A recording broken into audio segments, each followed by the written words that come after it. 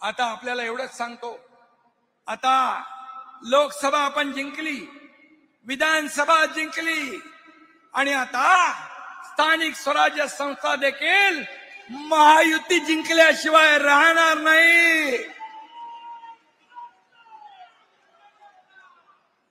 आणि म्हणून दिल्ली पासून दिल्ली पर्यंत महायुती, स्थानिक स्वराज्य संस्थांमध्ये देखील महायुतीची सत्ता आणणं आवश्यक आहे।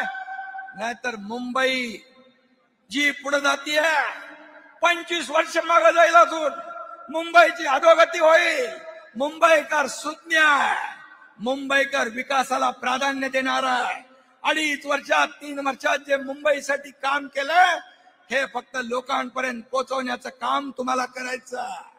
आणि म्हणून जिल्हा परिषद भगवा फडकावणे, नगरपालिका भगवा, महापालिका भगवा आणि ग्रामपंचायतीवर देखील महायुतीचा भगवाच फडकला पाहिजे।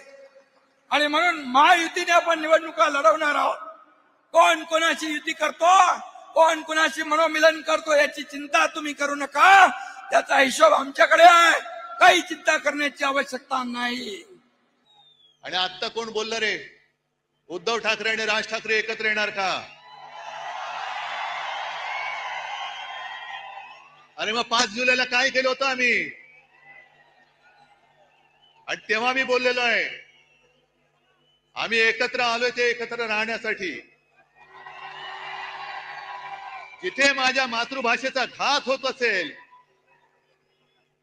तिथे मी मराठी माणसामध्ये फूट पडू देणार नाही।